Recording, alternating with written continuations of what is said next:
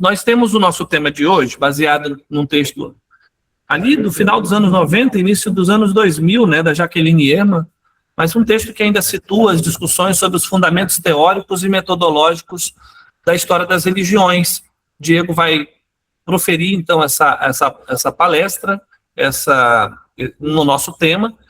Nosso objetivo é compreender como as religiões são analisadas enquanto fenômenos históricos e culturais.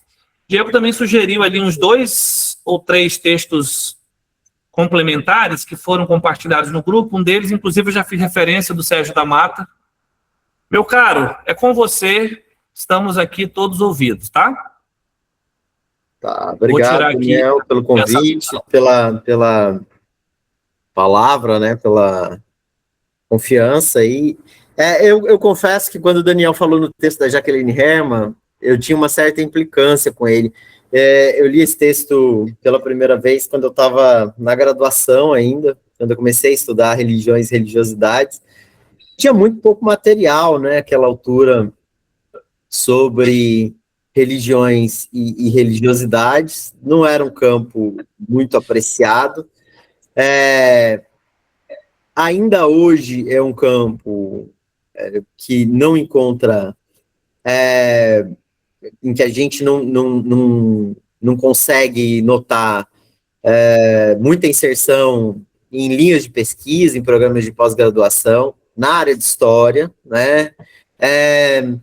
Não temos muitos grupos de pesquisa articulados em torno disso, e é claro que essa discussão ela acaba transitando um pouco pela possibilidade de, saindo da história, encontrar um campo trans, poli, multidisciplinar, interdisciplinar, onde as coisas ganham um outro sentido, né? Então, muitos de nós que estudamos religiões e religiosidades acabamos, na maioria das vezes, tendo que fazer isso fora da história, e aí depois retornamos, trazendo essa temática, inclusive, para os nossos debates. Mas, de qualquer forma, entre o que a Jaqueline Herman escreveu e hoje, a coisa já mudou um pouco, né? Nesse percurso, por exemplo, a gente viu surgir a Associação Brasileira de História das Religiões, que hoje é a Associação Brasileira para Pesquisa e História das Religiões. A gente viu se estruturar, por exemplo, na AMPU, um GT, História das Religiões e Religiosidades, que também é posterior a esse texto. Então, as coisas andaram um pouco mais, mas eu confesso que também o texto não mudou, né, mas eu mudei bastante, e aí, relendo o texto da Jaqueline Herman, eu acho hoje ele muito melhor do que eu achava quando eu era novinho, né? Talvez porque quando a gente tá muito fresco, né, assim, muito iniciante, a gente é neófito, eu acho que a gente tem uma sensação de que é fácil fazer essas compilações, essas análises mais globais, essas avaliações da área, e quando a gente vai ficando mais experiente, o peso dessas avaliações vai aumentando, né? Porque essas seleções são sempre arbitrárias, a gente começa a entender as dificuldades de constituir esse tipo de mapeamento e de fazer esse tipo de balanço. Então, eu acho que para o que tinha e para o tamanho da pesquisa que a Jaqueline Herman tem, o texto hoje me soa como bastante razoável. E eu dizer também que eu não estruturei a coisa meio que como palestra, né? Eu quis pensar algumas questões que ela pontua e trazer para o debate para que a gente possa conversar junto sobre esses apontamentos. Então, é um texto que não difere muito dos outros textos, né? Isso é preciso notar, a maioria dos textos, ao fazer essa apreciação, que eu também não chamaria de um estado da arte, mas a fazer uma apreciação sobre a constituição do campo e como é que Isso está posto em termos de algumas referências que sejam as mais interessantes. Ela levanta alguns temas que os outros também vão passar por ele. O primeiro tema é como é que a disciplina surge, né? E eu acho que com a história das religiões acontece algo que não é muito diferente de várias outras histórias de alguma coisa, né? Então, até ontem falava isso para os meninos lá na disciplina de História das Religiões e Religiosidades na graduação.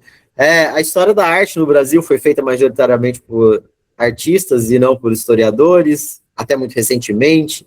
A história das ciências por cientistas e não por historiadores. A história da educação por educadores, pedagogos e não por historiadores, e eu acho que não acontece muito diferente com a história das religiões e religiosidades. Eu gosto bastante do debate posto no campo das ciências sociais da religião brasileiras, ali por volta dos anos 2000, que é o momento de constituição da BHR, é o momento em que algumas questões estão sendo disputadas na ABA e na ANPOX em torno das ciências sociais da religião. A gente está vendo surgir as primeiras revistas e os primeiros programas de pós-graduação especializados em ciências da religião, que é um debate sobre os interesses religiosos dos cientistas sociais da religião, dos cientistas da religião. Uma expressão cunhada para mim, de forma brilhante, por uma espécie de bate-boca acadêmico entre o Antônio Flávio Pierucci, que àquela altura era o responsável pela disciplina de Sociologia da Religião na USP, né, e vários outros estudiosos da religião que estavam em outras instituições, boa parte deles no ISER, no Rio de Janeiro, né, no Instituto de Estudos da Religião, que já tinha, por sinal, uma revista bastante andada, Religião e Sociedade, né, um acúmulo, portanto, de discussão, e outros grupos ligados à igreja, enfim, às igrejas, né. A própria BHR surge com um conjunto inicial de pesquisadores, né, se a gente for olhar lá a ata de fundação da BHR, a gente estava fazendo isso porque a BHR vai registrar um novo estatuto agora, muitos são padres, muitos são pastores, muito tem envolvimento direto com a religião. E o argumento do Antônio Flávio Pierucci, muito procedente, era a religião quase sempre foi estudada por gente interessada, não apenas em religião do ponto de vista acadêmico, mas interessada em utilizar esses estudos pastoralmente, né, como dado para propulsão pastoral da sua igreja, da sua corrente, do seu grupo, do seu instituto, enfim. E ele chamava atenção para os perigos desse processo, né? Então, acho que eu começaria por aqui, né? Pensar a construção dessa disciplina, a história das religiões, implica em pensar pelo menos dois processos que acontecem na modernidade e que culminam nas discussões sobre construção do campo acadêmico mesmo, né, a disciplinarização das ciências no século XIX. O primeiro é um fenômeno de secularização crescente dessas sociedades, desde o século XVI.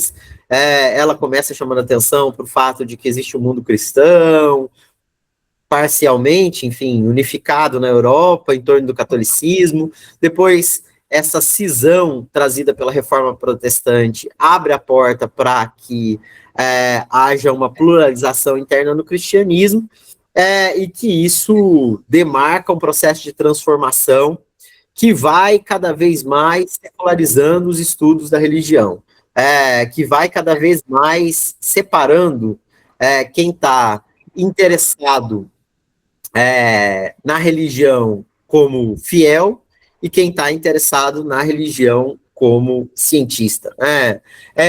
Soma-se a isso, no século XVIII, um questionamento crescente daquilo que a religião faz, né, do que ela produz em termos de política, de arranjo social, de como ela se organiza como essa espécie de freio social, e um conjunto de críticas iluministas, enfim, a religião, né, surge aí, se estrutura a ideia de uma religião natural, de uma religião, de um Deus ex machina, né, de um Deus que pôs o mundo para funcionar, mas que não manipula mais tudo tal como se pensava. Surge também nesse momento, ou pelo menos se estrutura de forma mais densa, propostas de uma outra hermenêutica dos textos sagrados, muito distinta daquela feita no âmbito da teologia, que é vista como uma ciência, mas uma ciência que vê a religião por dentro e não por fora, né? E aí, no século XIX, eu acho que o segundo fenômeno que se soma a esse processo de secularização é a construção da universidade, tal como nós conhecemos hoje. A universidade existe há bastante tempo, é até anterior à modernidade, mas com esses campos disciplinares, com a ideia de ciência, com esse projeto mais ascético de ciência, né, pautada na objetividade, enfim, em vários parâmetros, inclusive das ciências exatas, isso é uma coisa do século XIX. E no século XIX surgem várias ciências humanas e sociais, todas elas mais ou menos ao mesmo tempo, e sobre essa pressão, tanto a história, quanto a sociologia, quanto a antropologia, quanto a economia, quanto algumas outras ciências, sob essa pressão de construir rigor metodológico, né, lastro teórico, para poder entender fenômenos sociais, né, de escalas distintas, né, com cronologias distintas, com pegadas distintas, olhares distintos, mas construir formas consistentes e o mais objetivas possíveis de analisar esses corpos. No caso da ciência histórica, a gente sabe que esse debate impulsionou muito a reflexão sobre as fontes, sobre a confiabilidade das fontes, sobre uma leitura externa e interna das fontes, muito em função do trabalho daquilo que a gente chama de história metódica, de escola metódica, né, e que, grosso modo, se conhece como positivismo. Ela até chama atenção para um terceiro elemento aí, que faz com que ela dê assento à obra do Comte, que é o fato de que, a partir do século XIX, e de forma mais ou menos inédita,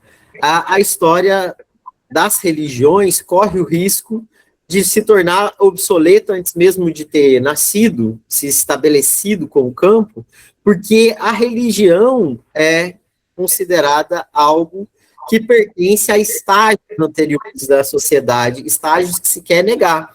Ela chama atenção nesse sentido, que o Comte, ao propor sua teoria da história, né, ele diz, olha,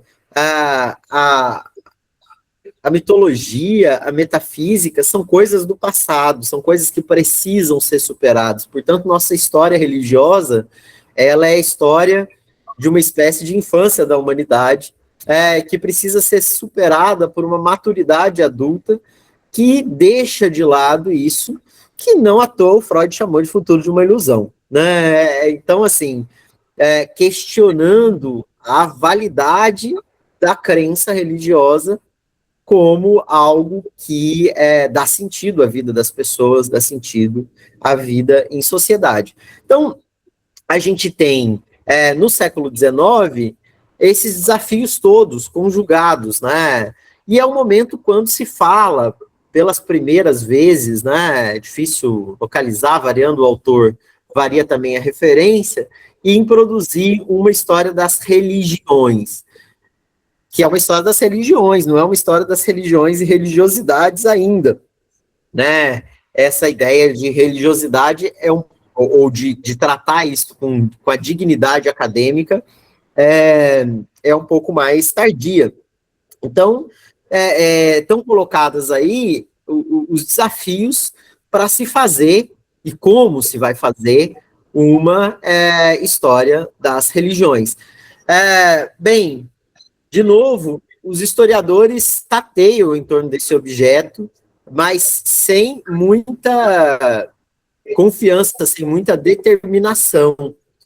E é bebendo na antropologia e na sociologia que a gente consegue estruturar os primeiros programas de uma história das religiões, né? O que é uma tarefa extremamente difícil, hercúlea, porque é uma tarefa que exige grande erudição, porque significa fazer uma história das religiões como um todo, compilar um conjunto de dados extremamente grande, produzidos em línguas muito diversas e por gente muito diversa, né? Porque é preciso estar lá, é preciso se deslocar, é preciso conhecer e é preciso depois traduzir essas experiências, não apenas para textos, mas entender como é que esses textos se relacionam com a nossa cultura. E aí a gente tem apoios dessas outras ciências, né, em especial da antropologia e da sociologia. Os primeiros textos que tematizam isso do ponto de vista acadêmico acabam sendo os dos antropólogos, né, o texto do Taylor sobre cultura primitiva um texto bastante importante nesse sentido, do mesmo jeito que o texto do Fraser, né, sobre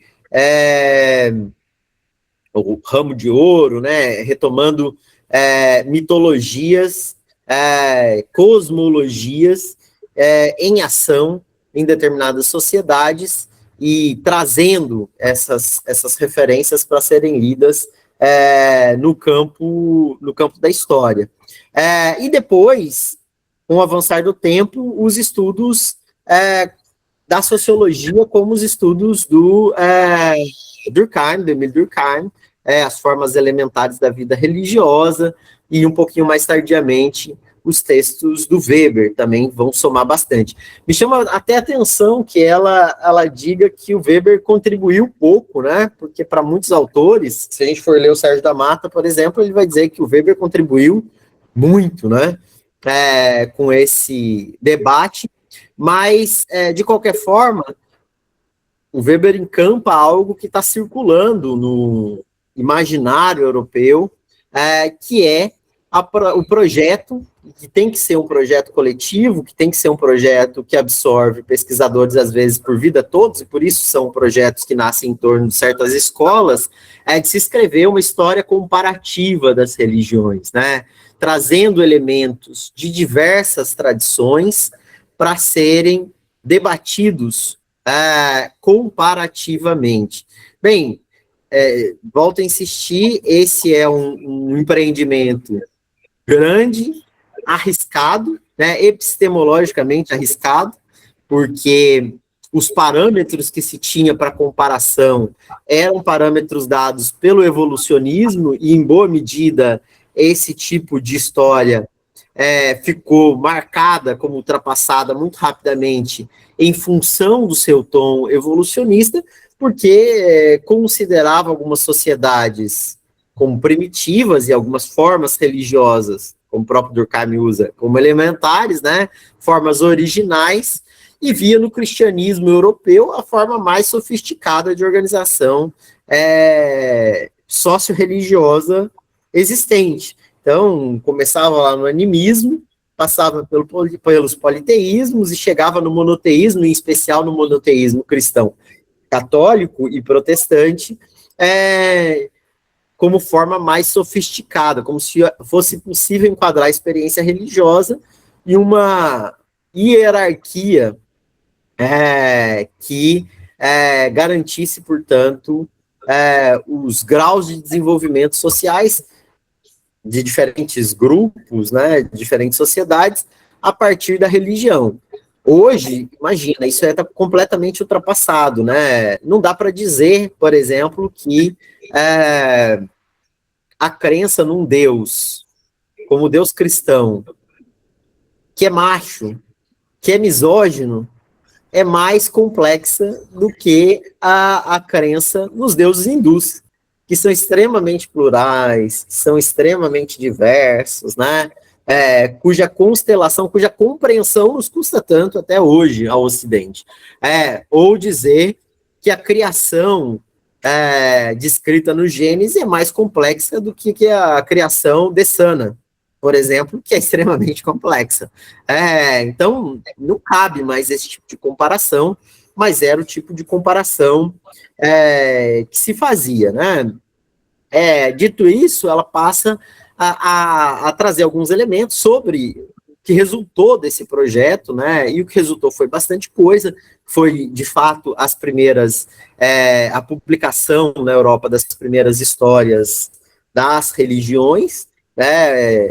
E organizadas em torno dessa ideia, então, de que existiria uma unidade transcendente entre as religiões, que diferentes religiões representariam diferentes formas de relacionar-se com o sagrado e diferentes formas que tinham tudo a ver com uma sociedade em que cada uma dessas formas se desenvolveu. Exemplo maior desse tipo de trabalho acaba sendo o do Mircea Eliade, que escreveu muitos textos, entre eles um tratado bastante grande de história das religiões, né? Eu tenho ele aqui na edição portuguesa, de Portugal, são 6 volumes, no Brasil ele está publicado como 3 tomos, mas são 3 calhamaços, né?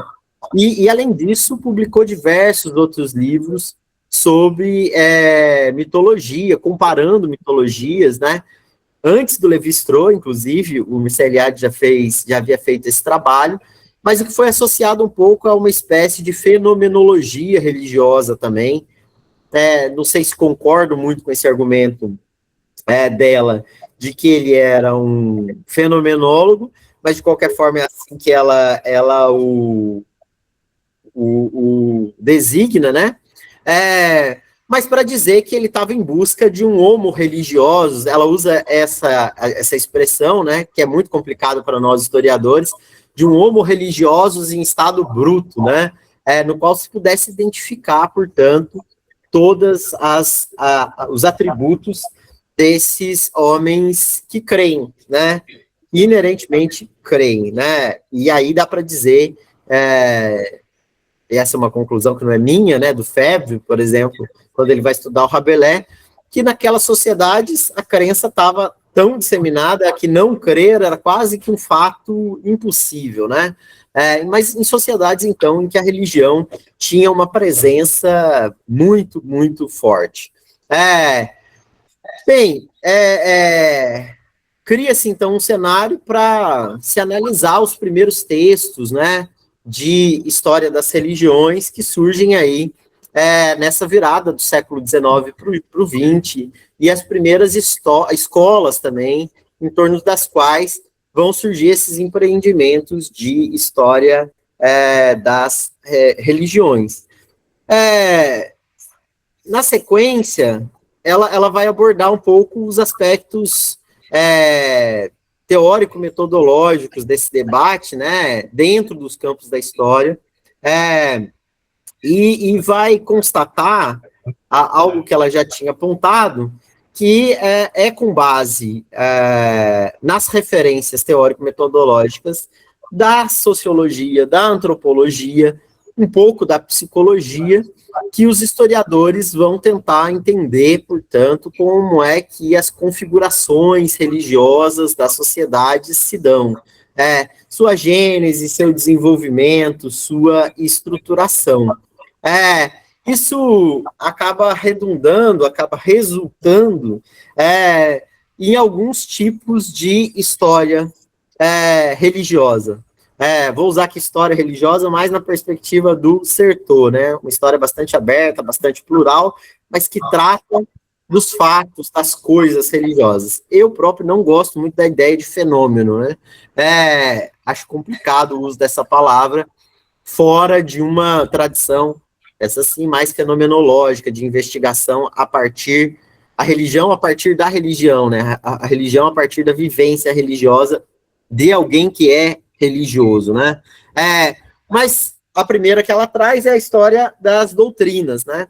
Então vai surgir um campo aí no qual é preciso entender as muitas doutrinas, a elaboração dos cânones, é um momento em que se sofistica bastante a hermenêutica textual desses cânones, e em que vão surgir primeiro, então, portanto, os primeiros trabalhos voltados para uma história das doutrinas, né, para entender como é que, por exemplo, no cristianismo nós chegamos onde chegamos em termos de sofisticação doutrinária, como as religiões do livro se desenvolveram, como outras religiões que não têm cânones escritos se desenvolvem, como é que a oralidade atua, embora isso seja um pouco mais tardio.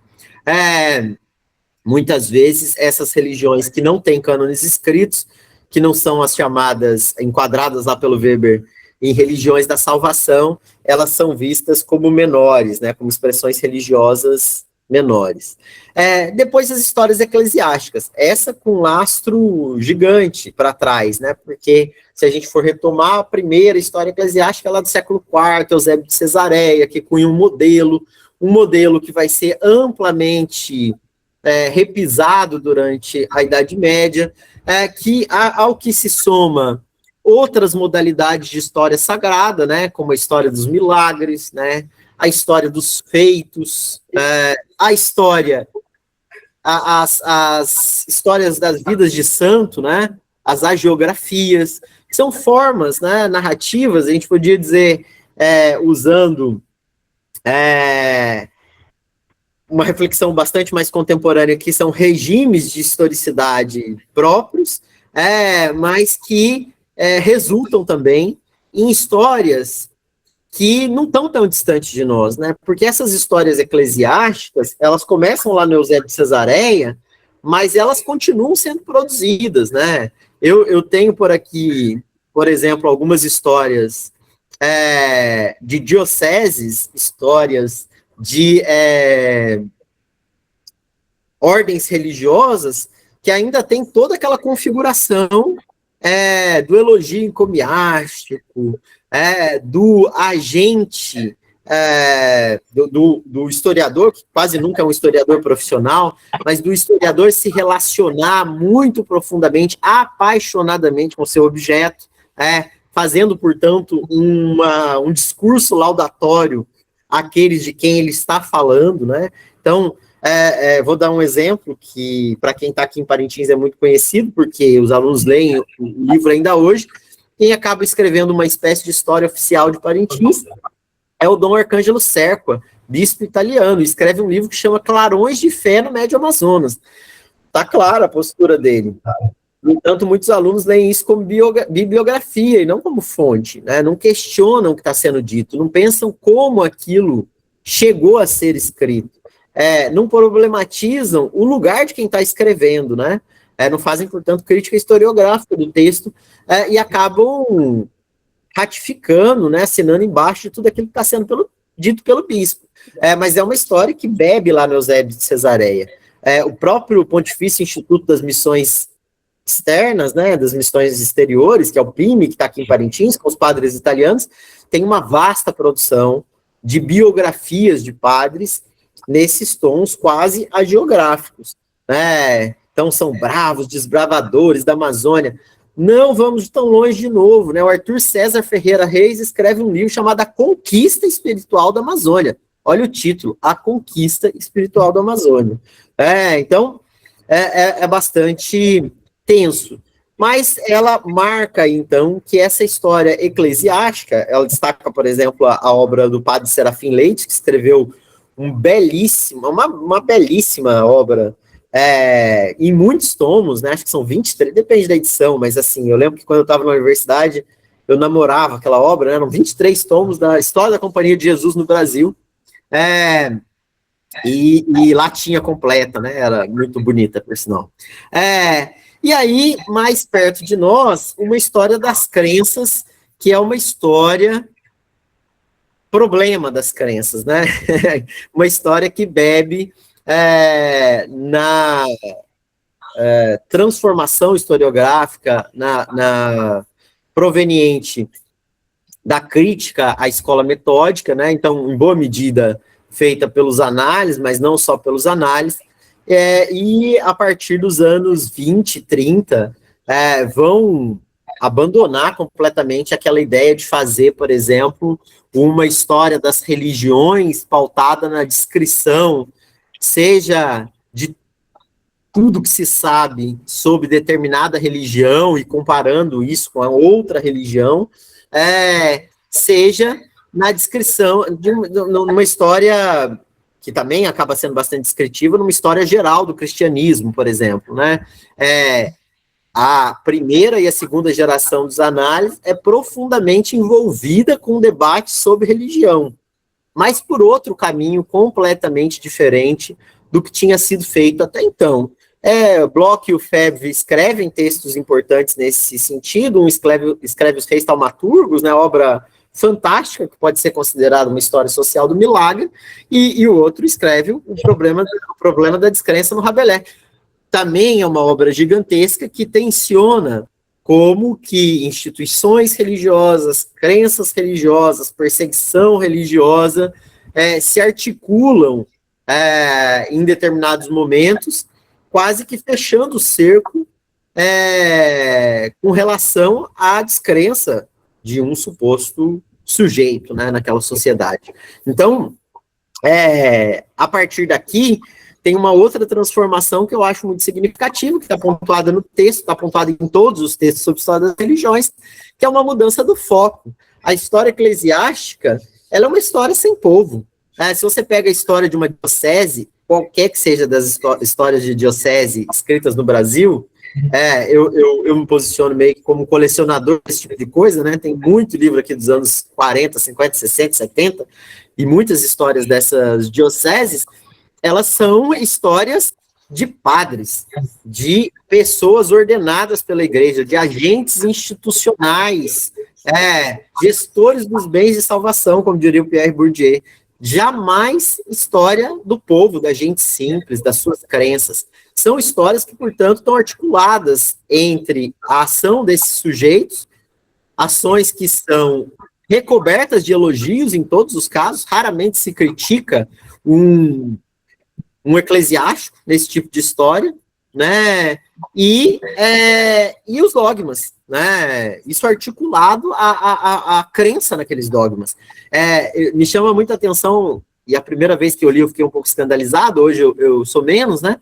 Que o Dom Arcângelo Seca, quando escreve esse livro aqui para Parintins, a certa altura ele conta um episódio de confronto entre os batistas que estavam recém-chegados aqui em Parintins, estavam estruturando sua igreja, e os católicos, os congregados marianos.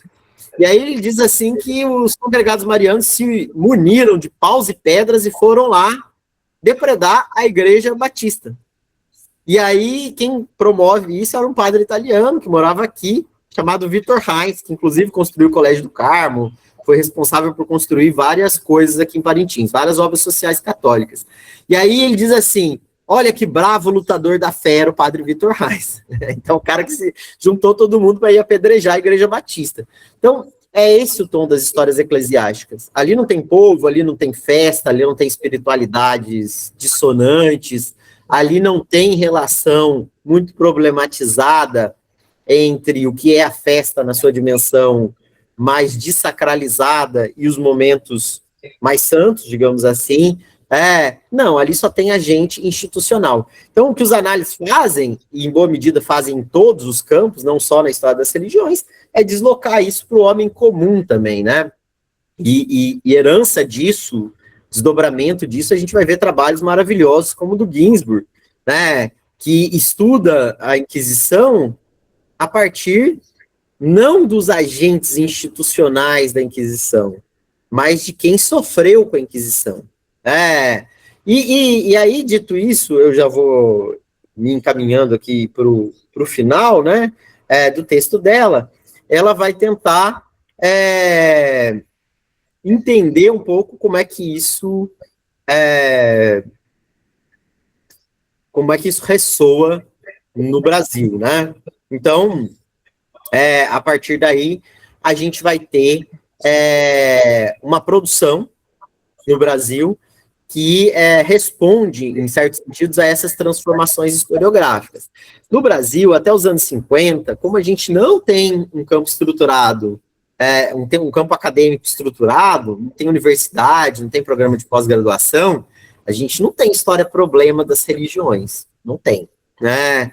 O que a gente tem são essas histórias feitas por agentes institucionais dos seus grupos religiosos, ou memórias religiosas produzidas por diferentes agentes institucionais, e ainda assim a gente tem que considerar que o campo brasileiro ele não é um campo muito pluralizado até esse momento, né? A pluralização religiosa no Brasil é um dado dos anos 60 e 70 também, né? Porque a gente tem até o início da República uma única religião autorizada, que é o catolicismo. A gente tem padroado régio valendo ainda no Império. É só com a República que existe a ideia de abertura, né, religiosa, mas as coisas demoram a se consolidar, né? Vide, por exemplo, a guerra que os protestantes, que os católicos fazem aos protestantes nas primeiras décadas do século XX, a guerra que os católicos vão fazer contra a laicização do ensino e os escolanovistas nos anos 30, 40, né? A sempre pressão desses grupos para que continue existindo catequese na escola a partir do ensino religioso. Então, tudo isso se desdobra numa história religiosa do Brasil muito tacanha até os anos 50, 60, e depois disso numa pluralização gigante, porque aí sim, não só o nosso campo religioso começa a amadurecer uma ideia de pluralidade, quanto a universidade vai propiciar um ambiente no qual os estudos monográficos, influenciados pela historiografia francesa, mas não só, né, influenciados também pela antropologia cultural, pela historiografia italiana, né, vão ter acolhida, né? Então, eu acho que a partir daí a gente tem um conjunto de estudos que não parou de crescer. Tem os primeiros estudos, né, bastante celebrados, né, alguns no campo da antropologia, da sociologia, bastante criticados também. Ela menciona, por exemplo, Nina Rodrigues, né, que era evolucionista, que era eugenista, né, mas você vai ter depois Pierre Verger, né, você tem, por um lado, o Gilberto Freire, que também foi, durante bastante tempo, muito criticado, né, na forma como apresenta, mostrando o que eram as religiões e religiosidades no Brasil, desde a colônia até bastante perto de nós, mas você vai ter uma valorização dele depois pelos historiadores que pensam a cultura, né, e ele vai ser visto como um dos precursores no sentido de fazer uma vida, uma descrição da vida da gente comum no Brasil. E aí você vai ter uma primeira geração de historiadores diretamente influenciados pelos análises, pela produção francesa, né, como Lauro de Melo Souza, que escreve vários, mas entre eles um livro clássico chamado O Diabo e a Terra de Santa Cruz, né, Amado Del Priore, no seu primeiro livro, Ao Sul do Corpo, que é uma coisa impressionante, um livro excelente, né? Você vai ter diversos outros autores. Um pouquinho depois tem o Luiz Motti, com a Rosa Egipsíaca, né? Que também revoluciona os estudos sobre Inquisição no Brasil e abre caminho não só para os estudos sobre Inquisição, mas sobre estudos que correlacionam história das religiões, religiosidades, história dos corpos, história da sexualidade, né? De forma que esses campos todos vão se mesclando. Outro clássico, a Heresia dos Índios, do Ronaldo Vaifas, né? Ao que se segue vários outros textos do Vaifas, né? Salvo engano, o Teatro dos Vícios dele, depois, na sequência, vários livros que ele publica sobre judeus no Brasil, e aí, mais ou menos ao mesmo tempo também, Anita Novinsky, na USP, publicando bastante coisa sobre os judeus, e depois uma historiografia do protestantismo, que ela nem menciona, mas que se soma bastante fortemente nesse cenário. Então, o que a gente tem em termos de historiografia brasileira a partir dos anos 60 é um número crescente de trabalhos que vão tematizar, a partir desse projeto dos análises de uma história-problema, as religiões e religiosidades, e aí faz todo sentido, sim, falar em religiosidade, porque está se falando de algo que vai muito além das pertenças institucionais, dos dogmas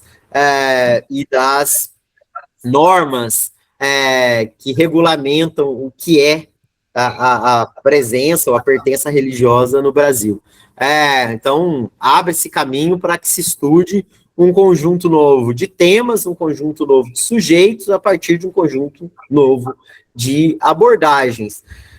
É difícil fazer um balanço hoje, né? Porque esse balanço teria que levar em consideração uma quantidade absurda de temas e de novos estudos que não param de brotar, até porque o sistema universitário cresceu demasiadamente, né? Então, assim, é difícil mensurar hoje o que é a produção em torno de religiões e religiosidades, de forma que qualquer exercício teria que ser feito já recortando aí um ou outro tema dentro de religiões e religiosidades, para que a gente pudesse entendê-lo, né?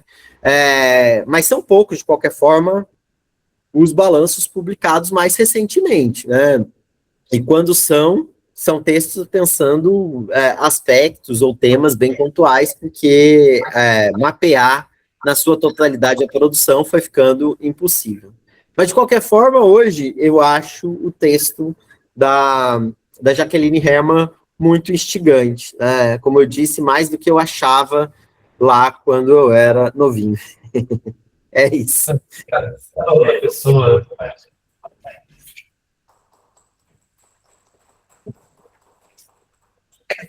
Bem, pessoal, eu passo agora, eu tenho aqui uma anotação para fazer um comentário sobre esse momento especial, que a gente trabalha um texto tão importante para o Diego atualmente, né, Diego, agora?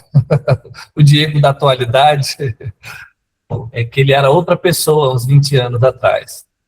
Mas abre um espaço para quem está... Eu quero ressaltar no início, eu falei que coloquei a norminha que a gente vai estar, aos poucos, educando o GT, né, para que as reuniões remotas, as reuniões híbridas ocorram especialmente sempre e apenas o link ser enviado para quem está fora da capital, porque as reuniões vão ocorrer sempre em Manaus. Eu dizia que havia alguns municípios, mas não citei os municípios, né? Então, eu tenho uma listinha: Barreirinha, Parintins, Tefé, Tabatinga, Novo Aripuanã, Itacoatiara, Nova Olinda, não quero esquecer nenhum que eu decorei. Será que esqueci alguém? Santarém, Pará, né, que deu aí já começou a mexer com o nosso fuso, que é a Estela.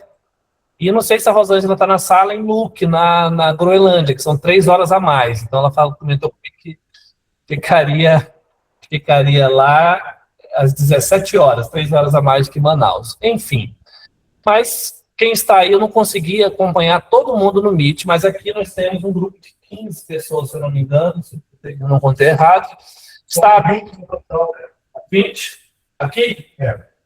Contando contigo. Tá, mas lá tem ali tem... Na hora que eu fiz ali tem 20, né? Com mais 15 aqui dá 35. Então, pessoal, 14, né? 34. Fica aberto aí esse período que a gente vai agora dialogar, debater, discutir. Quem quiser falar, levante a mão aqui no Meet em ordem. Aqui também levanta assim. Cada um vai colocando. Vamos escolher 3 pessoas. Macário primeiro, alguém Meet, Glaucio, tem mais? Alguém do Meet, alguém daqui? Glaucio dando o segundo. Ninguém daqui mais? Yuri, e depois a gente retoma. Mas, cara, para que o pessoal possa te ouvir, Eu tenho que falar na direção do notebook, que aí o microfone cabe. Tudo bom, Fernando? Muito legal conversar sobre esses textos e perceber que a gente tem uma impressão parecida, né, desse texto, porque eu também li ele na época da graduação, e na época eu achei meio árido, e não, mas isso vai me ajudar em quê? Era uma coisa muito, né, da pessoa começando e tal. E hoje, lendo, também tive a mesma impressão. Hoje ele me parece um texto que abre caminhos para reflexões interessantes em muitas partes. E uma das que me sai da cabeça é a seguinte. Na época que eu comecei a me interessar por história das religiões, o Sagrado e Profano do Eliade foi assim, uma abertura de portas tremenda. E eu comecei a comprar todo do Eliade, e aí o tratado, a história, o xamanismo e várias coisas assim. Mas aí, aquilo não foi mais me abrindo portas como o Sagrado e o Profano abriu, e aí eu descobri críticas em relação ao Eliade, a fenomenologia, mas o trabalho do Eliade continua sendo extremamente lido e utilizado no Brasil, né? Então, a minha questão para ti é se tu poderias elencar para a gente alternativas, não necessariamente contrapostas, mas outras ideias, outras propostas, outras abordagens para além das ideias do Eliade, para utilizar como fundamentação teórica, como espaço de reflexão também. É tudo isso. Obrigado, Macário.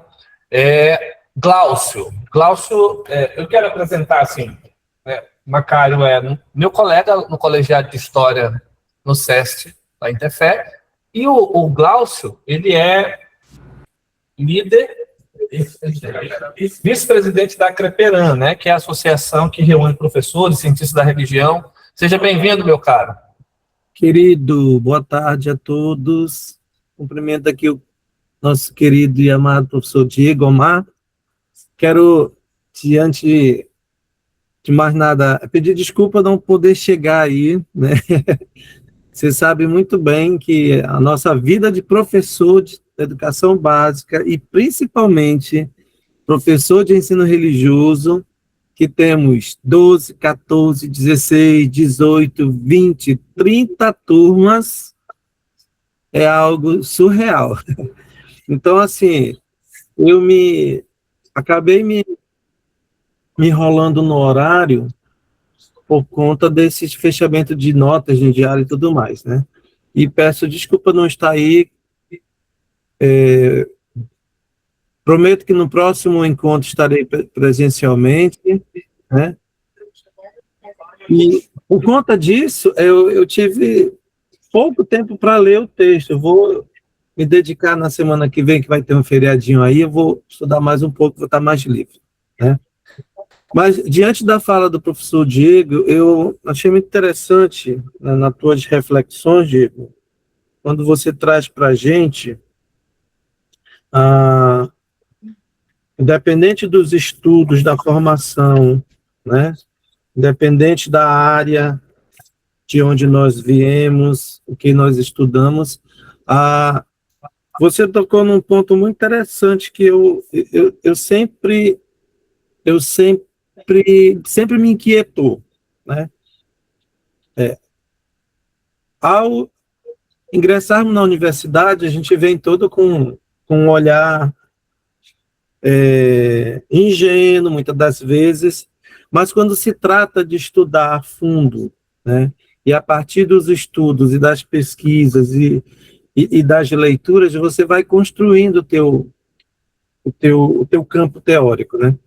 E aí o que tu me falaste é muito interessante, quando se estuda teologia, uma coisa é estudar teologia, o campo da religião, de dentro da experiência que tu traz, de fato, uma coisa, né? Agora, a partir do momento que tu mesmo sendo pessoa religiosa ou não, e tu passa para o campo do empírico, aí o olhar tem que ser outro. Aí eu concordo com você porque aí a gente tem que deixar de lado, né, nossos afetos religiosos e partir de fato para a questão daquilo que está sendo estudado, né? Eu lembro no período quando eu estava no mestrado, né, e quando a gente estava apresentando nossos projetos, né, teve um colega meu lá de Parintins que ele trazia uma discussão sobre o festejo de um santo dentro do Quilombo, né? E Santa Teresa do Matuperi. Aí eu fiz a pergunta para ele: amigo, você em nenhum momento percebeu um conflito entre os santos? Porque lá dentro do Quilombo do Andirá, né, Santa Teresa do Matuperi, lá tem um santo que os quilombolas celebram, e a igreja passa o ano todo no mato, mas quando chega o período de janeiro, a igreja muda de tom, né? E como eles chegaram ali primeiro, né, essa devoção chegou com eles, será que você não percebeu por que o santo dos quilombolas ele é deixado arredia? Eu deixei essa provocação para ele, né? Por quê? Porque quando eu visito o Quilombo, eu me deparo com essa cena. Então, o nosso papel enquanto pesquisador, né, como professor, pesquisador, como cientista, você tem que ter um outro olhar, né? E aí, só para finalizar nesse sentido, Diego, eu considero importante essa observação que você faz a partir da leitura da Jaqueline, né? Eu confesso que não cheguei a ler tudo, mas em outro momento eu vou te indagar aí no WhatsApp. Agradecer ao professor Daniel. Obrigado, Daniel. Obrigado pela parceria. Obrigado por ter apresentado. A gente está em processo de reestruturação da associação, né?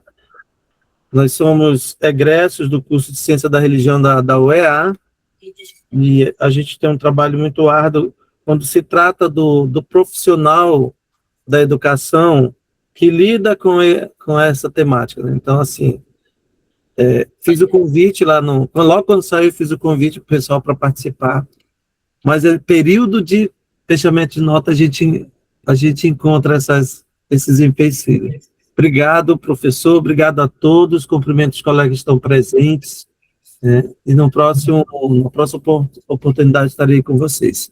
Obrigado, viu? Obrigado, Glaucio. O Yuri Brasil. Então, vamos escutar um pouquinho aí? Faz assim. Oi. Gente, então, agradecido, então, boa tarde, então, aos colegas, assim, que estão aqui presencialmente de corpo e alma, e aqueles que estão, assim, online, né, nas redes. Então, sou Yuri Lima, sou professor da rede estadual Centro de Mídia e Tecnologia do Amazonas, no Seduc, Amazonas. Além disso, sou filósofo, teólogo e cientista da religião, né? E também mestrando do programa de Ciência da Religião da PUC Goiás, que tem um INPE que está ocorrendo aqui em Manaus, na primeira experiência de mestrado interinstitucional em Ciência da Religião aqui no norte do Brasil, é do norte do Brasil, sim, né? Então é importante saber que é uma primeira experiência que está acontecendo com gente daqui, e a maior parte dos colegas é bem diversificada, turma. Tem professores, tem lideranças religiosas, então é uma experiência bem interessante, bem plural, né? Eu acho que informar os colegas que existe essa turminha boa, né? Que eu me sinto muito acolhido, porque, querendo ou não, assim, como o professor Diego Omar colocou, né? Esse estudo da ciência da religião, pelo menos aqui no nosso Brasil, é algo extremamente recente. Eu acho que me lembro que Belém, de fato, tem já um programa que tem capitaneado desde a década de 80, né? Aí a gente pega o Maués, pega uma galera boa que tem escrito sobre questões de religiosidade, né? A UFPA, o FOPA, eu quero lembrar que o Raimundo Maués, o João Jesus Paz Loureiro, né, a Angélica Maués, então tem uma turma lá no Pará que começou desde, acho que da década de 80, 90, principalmente na área da antropologia, a escrever a respeito das religiosidades amazônicas. E aí fora também toda uma turma boa que produziu ao longo desses anos. Né? E aí, quando o professor Diego Omar colocou a questão das histórias, das várias configurações, né, que o texto da Jaqueline colocou, e aí eu me lembrei dessa questão mais amazonense nossa, né? Quem conhece o padre Celestino Sereta, que foi um grande historiador aqui, só que mais eclesiástico, ele trabalhou em História da Igreja na Amazonas, acho que o volume 1 e o volume 2. Né? E aí, por favor, me corrija, acho que tem um volume 2, eu acho. 2 acho que já lançaram. E aí eu tive a oportunidade de conhecer o padre Celestino, e ele fazia justamente essa crítica meio que da história, no sentido de que, olha, muitas das vezes, quando se falou sobre religiões, se falava de uma maneira muito institucionalizada, né? Estava até brincando aqui com o Daniel, olha, meio apologético, não, meio triunfalista, né? Meio super-homem, né? E aí a gente vai percebendo que um movimento mais recente, eu acho que da década de 80, 90 para cá, que, pelo menos no catolicismo romano, você vai ter pessoas, são a instituição, mas algumas pessoas que vão ter informações em outros eixos, como na França, Alemanha, né, e tendo contato na área da ciência social, e vão questionar isso dentro da própria instituição católica romana. Isso é uma coisa bem interessante. Detalhe, eu não sou católico romano. Diga que você... Eu sou um reverendo anglicano. Não, entendeu? Isso é uma visão mais do menos protestante que chegou na Amazônia. Exatamente. Então, eu estou comentando isso porque é muito interessante quando a gente olha desse movimento dentro do catolicismo romano aqui na Amazônia. Você vai ter pessoas da própria instituição que vão sendo formadas em outros eixos, principalmente na Bélgica, no Lavem, França, Alemanha, que vão depois trazer essa discussão para cá, para a Amazônia, e depois vão fazer um questionamento a partir da questão das bases da teologia da libertação, né, que vai, de certa forma, ter um arcabouço das ciências sociais. E, sem querendo, vão também reescrever algumas taxadelas meio críticas em relação à história da Igreja Católica aqui na Amazônia. Esse é um ponto que eu gostaria de fazer um comentário lá deles. Mas eu fico pensando que hoje, quando nós pensamos... é isso que o professor Diego Omar colocou, né? Que a universidade, que bom que ela se universalizou, se diversificou, então nós temos, assim, um mix de pessoas, de pesquisas que agora está, assim, se encaminhando como mosaicos de olhares, né? E aí, eu acho que fazer um resgate também de alguns outros referenciais, né? Por exemplo, eu queria lembrar aqui do Henrique Dussel, né? Que o Henrique Dussel, na sua filosofia da libertação, que... Está tudo bem aqui?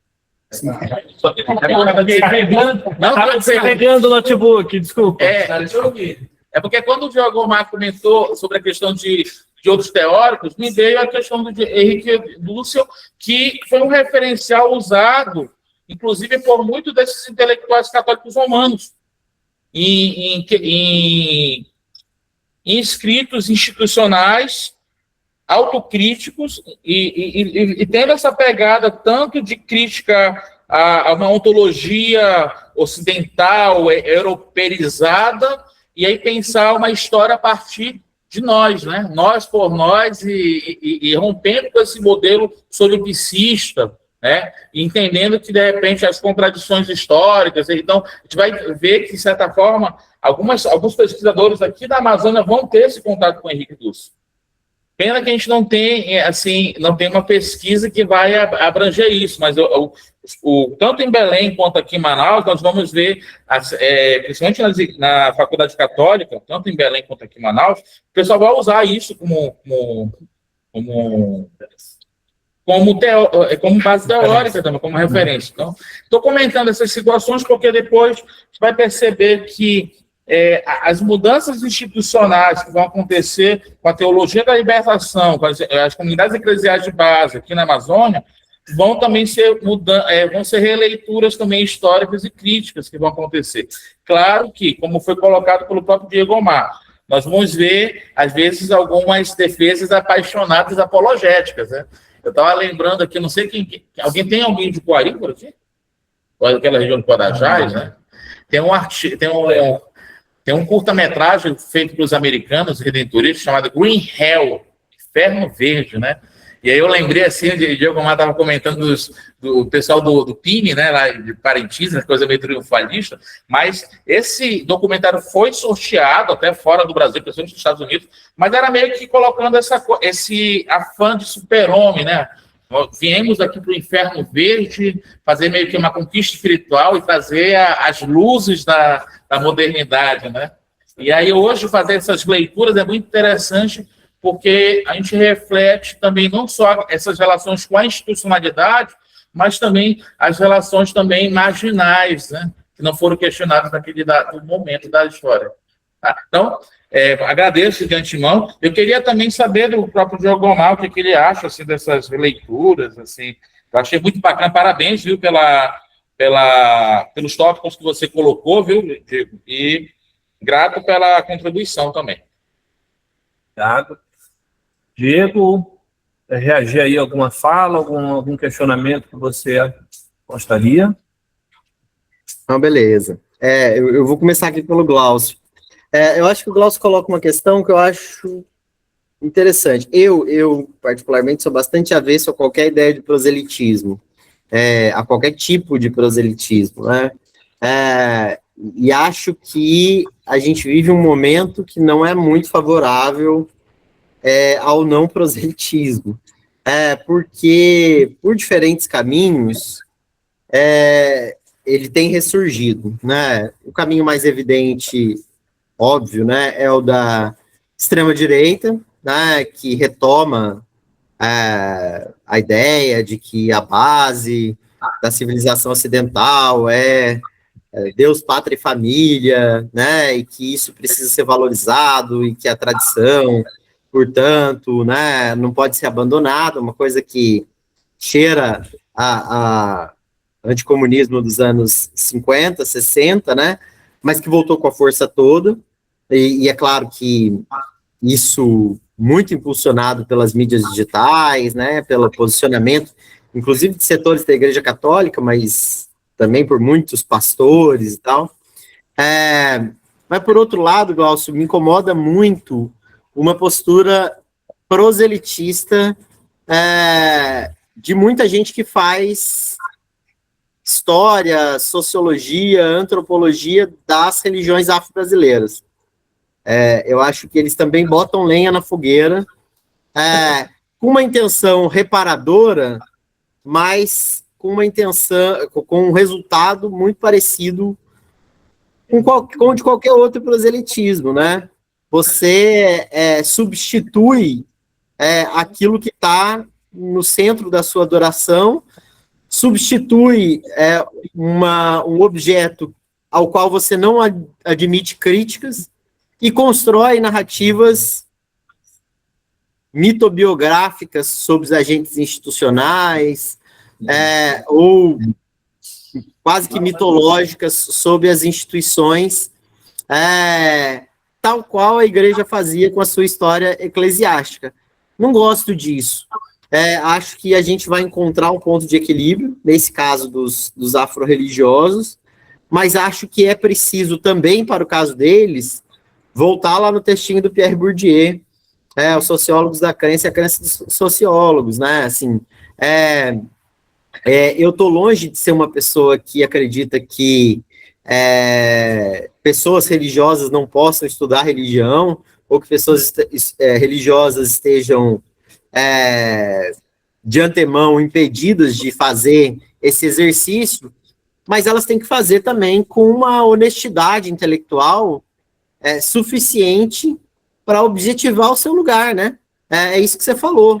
Quando eu sou um crente, eu estou numa posição. Quando eu sou um estudante, não é fácil mediar essa mudança. Não é fácil sair desse seu lugar epistêmico, que é o do crente. é preciso. Porque senão a gente vira advogado da causa e não alguém que está buscando produzir ou contribuir com o debate acadêmico sobre o tema, com os estudos da religião, né? Eu falando nisso, eu lembrei do Paulo Sues, né? Que ele tem um texto sobre história advocatória, né? Ele usa esse termo. E aí a gente se posiciona, muitas vezes a gente vê gente posicionada dentro dessa perspectiva, que é altamente advocatória, né? Então, o ruim é outra coisa, o bom passou a ser o terreiro, ou o bom passou a ser a crença em determinadas coisas e não em outras. E eu acho isso problemático, né? Então, acho que a sua questão me traz muito isso, assim, a importância de sairmos desse lugar que é um lugar do discurso religioso, e principalmente do discurso religioso proselitista, para a gente encontrar nos estudos da religião uma postura que é eticamente correta, e um comprometimento que deve ser com o avanço do campo, com o avanço dos estudos, não com a promoção do meu grupo em detrimento de outro grupo, ou com a minha verdade em detrimento de outra verdade. Acho que quando você entra nessa postura de pesquisador, você tem que estar ciente de que as suas crenças também vão para uma berlinda, né? E aí, isso tem que estar claro para o pesquisador, né? Então, acho que uma boa dose de teoria e metodologia é necessária nesse tipo de projeto, né? Nesse tipo de empreendimento, que é um empreendimento hoje que tem sido conduzido, em larga medida, pelas pessoas das religiões afro-brasileiras, porque elas imaginam estar fazendo uma reparação de um silenciamento que existiu, que é verdadeiro, mas que precisa ser feito de modo cauteloso, porque senão a gente recai nos mesmos erros do padre que era incapaz de criticar o bispo, no seu elogio encomiástico, na sua história da diocese. O padre escrevia a história da diocese e o bispo era a pessoa mais perfeita do mundo, né? Então, eu não posso fazer isso com meu pai de santo, porque senão eu estou reproduzindo o mesmo modelo. Macário, cara, eu fico pensando a mesma coisa, né? Eu acho que o Eliade é um dos autores mais mal lidos que eu já conheci. Via de regra, se a gente, e você deve passar por essa experiência em ter fé, se a gente tem um aluno que quer estudar religião, parece que ele vai na biblioteca e aquele livro pula no peito dele, né? É o sagrado. É assim mesmo. Lê o sagrado e o profano. E aí vem aqueles projetos Tem que passar. sagrado e profano no título, mas que o cara leu meia dúzia de páginas do Eliade e que chegam à conclusão que o sagrado e o profano estão em relação um ao outro. Pelo amor de Deus, não precisava nem ter citado o Eliade para falar isso, né? É um autor mal lido no sentido de que a gente não busca entender, ou pelo menos eu não sei se é uma incapacidade ou uma preguiça, que é muito impopular falar isso, mas é verdade, é uma incapacidade ou uma preguiça epistemológica que não permite mergulhar naquilo que o Eliade está dizendo, né? Porque ele está interessado não em dizer que o sagrado e o profano estão diretamente imbricados. Isso é óbvio. É preciso pensar como é que se constituem dinâmicas do sagrado dentro do profano. Como é que se recorta, como é que a pedra vira altar, né? Como é que se abrem espaços para a manifestação desse sagrado? Como é que se interrompe a vida cotidiana para a criação de espaços, ambientes, rituais que remetem a outra instância? Como é que os tabus se consolidam? E assim vai. Aí eu acho que a obra dele fica interessante. Agora, de fato, ele tem uma potência pouco explorada que a gente não vai encontrar em outros autores, né? Se eu tivesse que sugerir para os meus alunos hoje leia Bourdieu.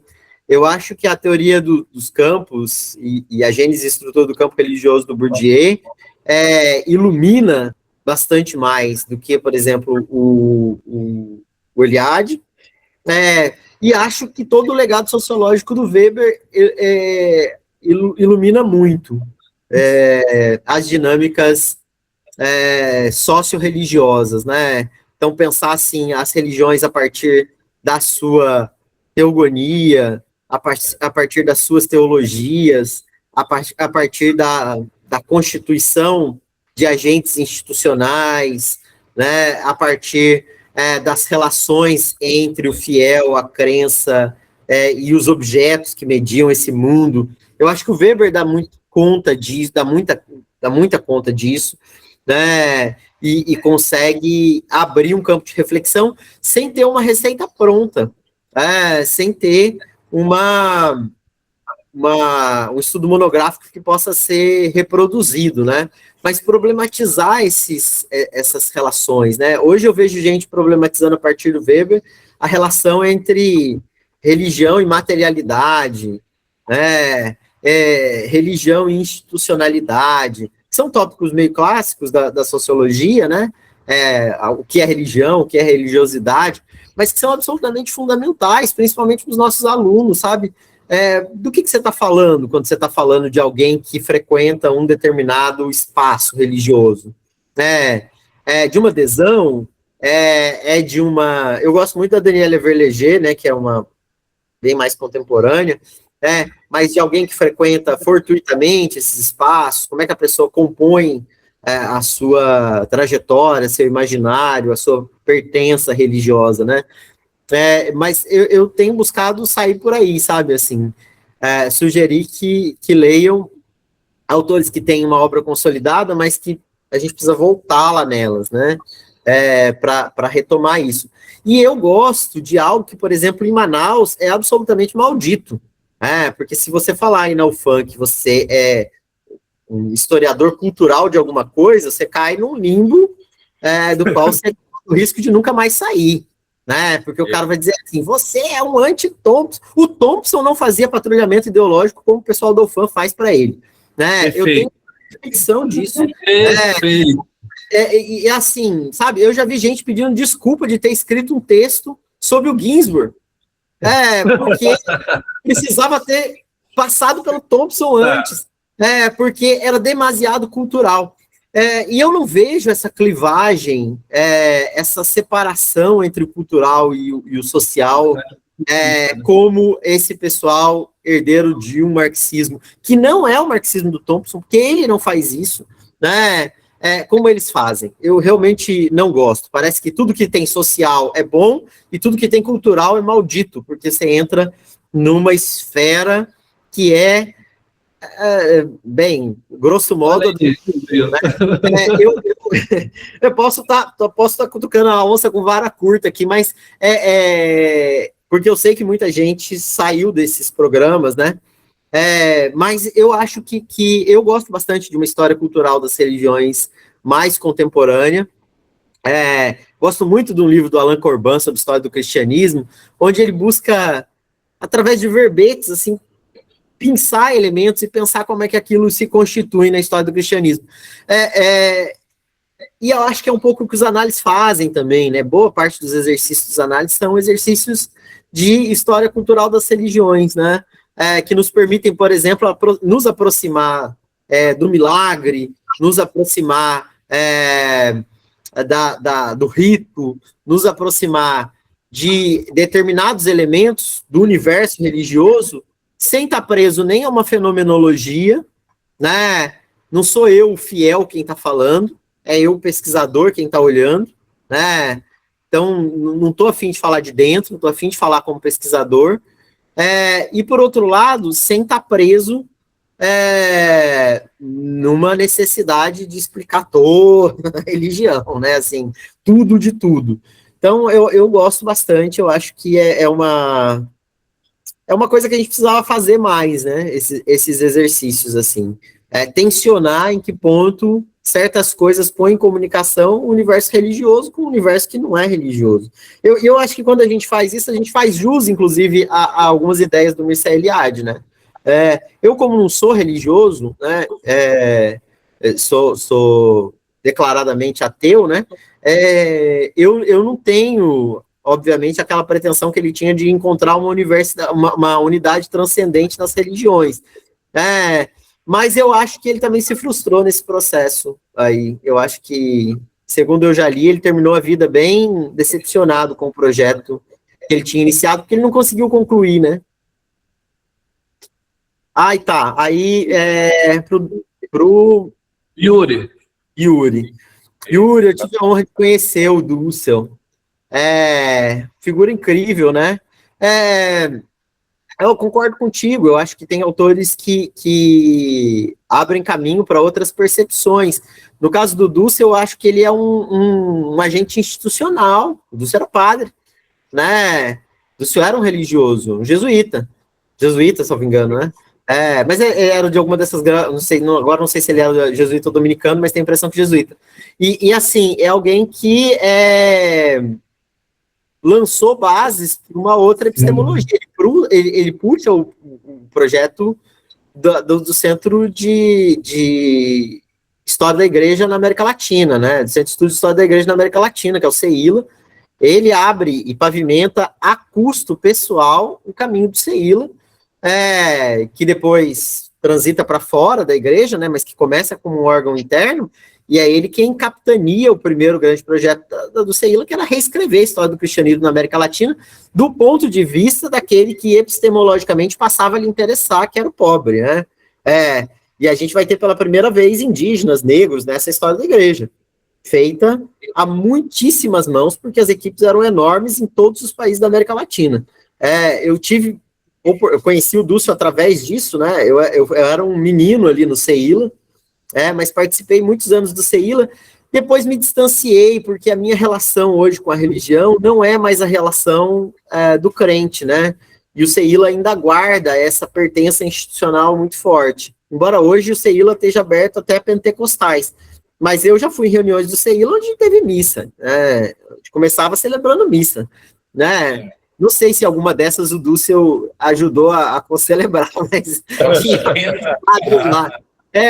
E era isso, né? Me marcou muito pessoalmente, porque eu lembro que em 2007 teve uma grande reunião do CEILA em Juiz de Fora, e meu pai tinha morrido no final de semana anterior, né? Então acabou sendo a missa que abriu o CEILA, acabou sendo para mim a missa do 7º dia do meu pai, né? Que era uma coisa assim, eu já nem era mais cristão, nem fazia tanta questão de estar na missa do 7º dia, mas acabou tendo um significado muito impactante para mim aquilo. Mas para a gente ter uma ideia de que também há setores da igreja que fizeram crítica a essas histórias apologéticas, né? E que pavimentaram, de certa forma, um caminho, né, com possibilidade de se fazer uma história crítica. Agora, isso também não quer dizer que eu concorde com todas as abordagens do CEILA em todos os livros deles, né?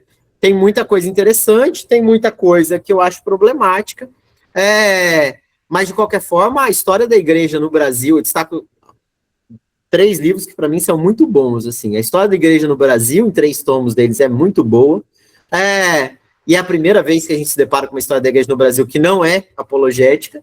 A história da igreja na Amazônia, lançada em 92 e relançada agora recentemente, né, com o trabalho da Elisângela, ajudando aí, né, nesse processo de reedição. E eu gosto muito de um livro que o Sérgio da Mata até dizia que era um livro equiparável ao Raízes do Brasil, do Sérgio Buarque de Holanda, que é um livro do Eduardo Hurnert, chamado Catolicismo Brasileiro. Ele lança esse livro, salvo engano, em 72 ou 73, e é um texto interessantíssimo, porque ele cria uma hipótese interpretativa dos primeiros séculos do catolicismo brasileiro, entendidos como continuidade de uma guerra de reconquista, feita primeiro pelos povos ibéricos contra os judeus, depois contra os muçulmanos, e em terceiro lugar, nesse território alheio que eram as colônias. É muito bom esse livro do Hurnert, né? É muito legal entender dessa perspectiva a história da igreja, porque inverte aquela perspectiva na qual a gente estava acostumado, né? De pegar os discursos laudatórios sobre os agentes institucionais, né? Sobre os padres, que eram perfeitos, é claro, né? Sobre os bispos, que eram pessoas magnânimas, sempre excelentes, né? Iam para o céu direto. Tanto que muitas dessas obras, né, acabam sendo base depois para processos de beatificação, canonização, né? Eu vivi em Ouro Preto muitos anos e vi, por exemplo, a instrução do processo do Dom Viçoso, né, de beatificação do Dom Viçoso, ser feita a partir de 2 biografias escritas por eclesiásticos do Dom Viçoso. Os 2 que fizeram as biografias viraram bispos depois, né? Era a porta de entrada, isso o Sérgio Miceli diz maravilhosamente bem no livro chamado Elite Eclesiástica Brasileira. Era a porta de entrada da carreira bem-sucedida você ser um padre letrado, escrever a biografia de alguém que estava acima de você, porque ganhou a simpatia do alto clero e aí vai que vai. Então, é um procedimento que precisa ser desconstruído, né? O Sérgio Miceli desconstrói isso. E aí, quando a gente encontra textos que interpelam essas figuras religiosas por outros caminhos, né? É muito interessante. É realmente muito instigante. Acho que eu falei demais. Muito bem, muito bem. O Macário pediu aqui um breve retorno. Nós temos também mais uma pessoa aqui que perguntou no grupo, mas, Macário. Que bom que eu não estou doido, em primeiro lugar. Segundo, eu tenho muitos amigos na UFAM, né? Muitos amigos que são próximos ou pertencem à linha da história social, e talvez eles não se deem conta que eles fazem evangelismo de Thompson, como quem coloca caixote na praça para pregar, né? E porque eles acham que porque a gente não adotou a mesma linha deles, falta a gente ouvir mais, falta a gente abrir o coração, falta a gente ser tocado pelo Espírito Santo ou algo assim. Não é que às vezes um tem uma perspectiva, o outro tem outra perspectiva, e de repente, e diferentes perspectivas sobre o mesmo objeto, sobre uma mesma temática, enriquecem. A gente não precisa todo mundo pensar igual, a gente não precisa ter todo mundo o mesmo posicionamento, nem político, nem ideológico, nem religioso. Dito isto, eu gostaria de propor a este GT para o próximo ano que a gente faça uma espécie de seminário em questões teórico-metodológicas que abram novas perspectivas, né? Com pessoas que já estudam determinados autores e linhas, expondo para os demais colegas, para que a gente possa se conhecer. Um grande seminário, né? Se conhecer para além do estereótipo, se conhecer para além do evangelismo de corredor, né? E tinha mais uma coisa que eu queria falar, era super importante. Fica tranquilo. Mas como bem disse o Daniel numa conversa que a gente teve, a história social e a história cultural são indissociáveis. Quem não percebeu isso ainda, está meio que por fora das coisas. Lembrei. Antônio? Aquele texto. E tem muita gente que escolhe uma linha teórica a partir da sua preocupação temática, a partir de uma certa pressão de colegas, às vezes sem querer até de professores. Mas eu acho que está faltando para as pessoas pensar também a partir da fonte. Tem fonte que não vai se prestar a uma análise por representações do Chartier. Tem fonte que não vai se prestar a uma análise por discursos, como o Foucault ou o Courtine fazem. Que vai ter fontes que vão se prestar, né? Então a gente tem que ter essa sensibilidade e esse conhecimento dos instrumentos de trabalho, dos instrumentos de pesquisa, que nos leve a fazer as nossas escolhas de ferramentas de trabalho de uma maneira mais sóbria, mais moderada, talvez menos polarizada. É isso. Obrigado. Muito obrigado, Macário. Fica aí encaminhada essa ideia, porque o nosso plano de trabalho para 2027 não foi elaborado, a gente está pensando um ano depois do outro, e seria uma excelente ideia, assim como o GT de Teoria da História e da Historiografia faz aqueles ciclos de palestra, né? Seria interessante naquela abordagem de apresentação desses campos teóricos, metodológicos de pesquisa para o nosso GT. Fica encaminhada a ideia do Macário, pessoal? Sim, alguma objeção? Mas eu sou suspeito para falar, eu amo Thompson, mas não sou cego por ele, né? Quer dizer, é um amor que não é doentio assim, né? Mas eu já vi gente chamando Thompson de culturalista, né? Então, Quando eu falei que eu não estava pensando em ti, não. Não, eu nem pensei nisso. Mas eu fui formado ali, de Robeilto também. Gente, eu queria ressaltar a presença do professor Robeilto Gomes aqui, meu colega, já trabalhamos juntos também lá um período na UFAM como professor substituto. A Evelyn, são 2 membros. Você está fazendo doutorado também no PPGH, né, Evelyn? Então, são 2 membros que, assim, para mim é de particular importância recebê-lo aqui. A gente tem na Ampul, acho que 6 ou 7 GTs, né, e ele se tornou tão aberto, e é legal quando a gente vê o outro se importar, né? Ele já tem uma estrada, ele já está pelo menos com uns 2, 3 anos, ou mais, né? 3 anos com o GT. Ele vai já dar uma palavrinha também. Quero ressaltar também a presença de quem mais que eu ia falar, meu Deus. Acho que, sim. Acho que o próprio Diego comentou que ia passar para o pessoal do mestrado. Não sei se é o mesmo mestrado do Luiz Castro. Mas o Luiz Castro, tem gente aqui que efetivamente não é membro do GT, mas está convidado a partir dessas... É muito legal ampliar aí o link. O Luiz da Geografia, que é também nosso colega lá no SESC, lembrou da turma de mestrado dele. Certo, Luiz? Vamos por ordem, então, aqui. Eu também teria alguma coisa a falar. Se der tempo, eu falo. Vamos estender, então, até esse horário, nossa reunião de hoje, porque tá boa, né, gente?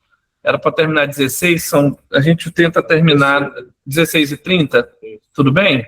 Para vocês, sem problema? Então, nós temos aqui a Hanna, que ela fez uma pergunta aqui, aí tem o Alexandre e o Robeilto. Se der tempo, eu falo. Considerando sua fala no início, a Hanna diz, a Hanna é membro do nosso GT, a Hanna Neri, ela a quem está interessado na religião como ciência e quem está interessado nela como fé, e pensando no contexto brasileiro contemporâneo, em que se vê as expressões de religiosidade, em especial as cristãs, sendo manipuladas por grupos políticos que associam a pauta religiosa única e exclusivamente a posições conservadoras. Quero perguntar, dialogando com a perspectiva de Jaqueline Ehrman, que compreende o fenômeno religioso como parte integrante das dinâmicas sociais, culturais e políticas. Em que medida é possível distinguir analiticamente a experiência de fé e espiritualidade das estratégias de manipulação política que se apropriam do discurso religioso? E quais são os limites e desafios dessa separação na interpretação histórica e social? Olha o tamanho da pergunta, Diego. Dá para fazer para a próxima reunião do GT, né? Mas tenta sintetizar, amigo. Eu acho que é o próximo ano de trabalho do GT, né? Não, eu acho que fazer essa separação é a nossa função. É por isso que precisa de profissionais abalizados, né? Porque nós é que temos que... Tem uma expressão na antropologia que eu acho fantástica, né? Que é o tal do comer na boca do nativo. Quando o pessoal vai fazer trabalho de campo, né? A etnografia é muito mais que trabalho de campo na antropologia, né? Etnografia não é, diria lá a Marisa Perano, método. É muito mais do que método. Você tem que ir munido de um conhecimento profundo daquilo que você vai encontrar em campo, e para isso você lê coisas anteriores que foram escritas sobre trabalhos similares, ou com o mesmo grupo, ou com as mesmas populações que você vai observar, exatamente para você não repetir experiências que estão dadas nesses outros trabalhos, né? Você tenta evitar a todo custo que aquilo que seja passado a você como engodo seja absorvido como verdade. Porque há coisas que nossos documentos também dizem e há coisas que eles escondem. Na medida em que a gente estuda mais um objeto, na medida em que a gente se prepara melhor para análise, na medida, inclusive, em que a gente amadurece como pesquisador, a gente vê coisas que não via antes. Vê problemas onde não via antes. É por isso que a palavra, Hanna, precisa ser facultada Isso não quer dizer que a gente vá ser escutado sempre, né? Mas quando se trata de religião, a palavra também precisa ser facultada aos pesquisadores da religião. Porque se você utiliza como fonte os próprios religiosos, né, como fonte de análise, eu digo assim, né, como fonte para fazer uma análise, o risco é você não enxergar a manipulação, não ver que isso está acontecendo. Interesses todos temos, mas os nossos interesses não podem ser interesses religiosos, eles têm que ser interesses epistemológicos. Eles têm que ser interessados, nós temos que ser interessados em fazer avançar o campo, em dar uma contribuição. Eu lembro do Paulo Freire falava assim, olha, curiosos todos somos. Alguns vão ter curiosidade epistêmica, outros vão ter curiosidade da vida do vizinho. Mas tudo é curiosidade. Então, aqui também, né, eu desconfio muito dos discursos religiosos o tempo todo, né? E isso me levou, e eu não acho que esse é o único caminho, a me distanciar da religião, como fiel, né? Ou como praticante, ou como alguém que adere às religiões. Mas foi tanta coisa que eu vi que me escandalizei. Uma opção pessoal, mas que marca uma postura minha com relação à religião. Então, eu acho que a gente precisa se treinar, se gabaritar como pesquisador, exatamente para conseguir fazer isso que é tão difícil de fazer, né? O Ginsburg tem um texto belíssimo que ele brinca, analisa, né? Mas num tom sarcástico, a doação de Constantino. E aí ele diz assim, poxa, é óbvio que aquele documento é falso, né? Mas não basta dizer que esse documento é falso. É preciso tornar sensível o fato desse documento ser falso, né? Porque senão eu sei que é falso e não assino embaixo. Mas o grosso da população continua assinando, né? Então, isso não nos coloca num campo de batalha para desmascarar todo mundo, não é isso, mas nos coloca diante da necessidade de nos treinar epistemicamente para não cair nessas lorotas, né? Eu vou fazer meu pós-doutorado na literatura, estudando representações dos padres, né? Aí, outro dia eu encontrei aqui, estou arrumando minha biblioteca, eu encontrei um livro belíssimo, que chama O Conto do Vigário, né? que uma história da mentira no Brasil. E aí o símbolo dessa mentira virou essa expressão, conto do vigário, que hoje é uma expressão dos nossos avós, né? Hoje está em desuso, porque não tem mais tanto padre assim, né? Mas já podia chamar o conto do pastor. Boa ideia. Diego, eu vou passar então aqui, tem o Alexandre e o Robeilton, ainda tem a Estela. Para a gente conseguir condensar nosso tempo, eu vou dar a palavra para vocês aí, se vocês puderem serem mais objetivos. Eu serei muito breve. Eu sou meio macaco, também eu não fui evangelizado pelo Tom também. Para quem não me conhece, eu sou um pesquisador na área da história e da literatura há quase 20 anos. E recentemente eu estudei fiz esse estudo dentro das relações decoloniais e endorso também o que o Macaco falou para o que vem, pensar em dimensões metodológicas e teóricas a partir desse diálogo com a história dessas religiões. É só isso. Um comentário a mais, né? Para ratificar, isso, né? Só. Obrigado, Alexandre. Vamos ouvir aqui o Robeilton. Eu estou me ouvindo bem, né? Eu vou aproveitar que a gente está encaminhando para o final, não vou mais colocar questões, né? Vou também só fazer um comentário que nem o Alexandre. Diego e os demais colegas, né, do grupo agora, eu acho que o mais recente GT de grupo de trabalho, né, da Ampua Amazônia é o de religiosidades. Dizer que é uma satisfação estar aqui com vocês, né? E já fiz isso. Eu gostaria de ressaltar que o GT de religiões e religiosidades, mas não é da Amazônia, né? Senão eu tenho que ser. Mas vinculado ao Amazônia, não é isso? E aí eu queria, já fiz isso em outros momentos, mas aproveito a oportunidade também para fazê-lo agora.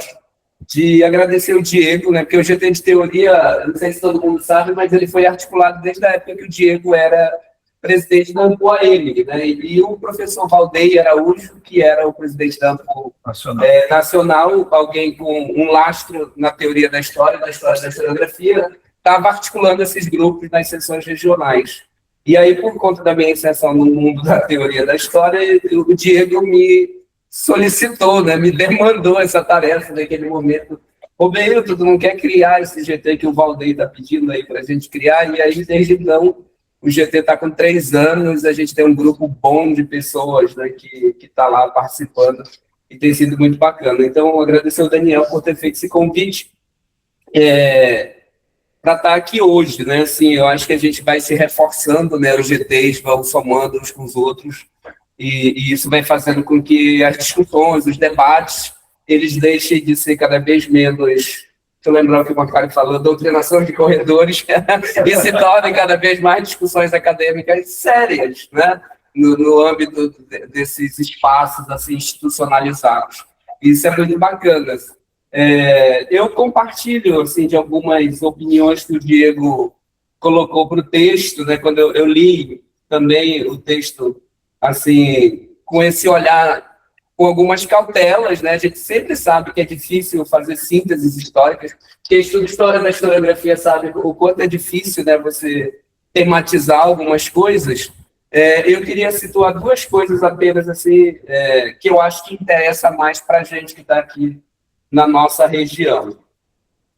A primeira coisa que eu destaco, o Diego fez isso também, é o lugar que ela coloca o Max Weber. Né? Eu também achei estranho, Diego, assim, porque até tem a ver com o que a gente estava falando mais recentemente, né? A sociologia compreensiva do Max Weber, ela é historicista, né? Ela não propõe uma coisa tão ampla, ela tenta generalizar, mas a partir de objetos específicos. E o Max Weber, a gente deve lembrar também, ele tinha uma formação religiosa, mas ao mesmo tempo ele primava pela questão da objetividade. Quer dizer, a gente fica discutindo em torno disso, né? Se o religioso ele vai conseguir escrever um livro sobre história da religião, isento ou não. Isso não era uma questão propriamente para o Max Weber, né? Porque para ele tinha que escrever esse livro o mais isento possível. E nós citamos, ou melhor, vocês citaram 3 grandes nomes, eu queria lembrar aqui agora, e foram citados como bons autores, né? Que foi o Padre Celestino, aliás, 4, né? O Oscar Beoso, eu acho que o João Lúcio foi citado em algum momento também, Michel de Certeau, né?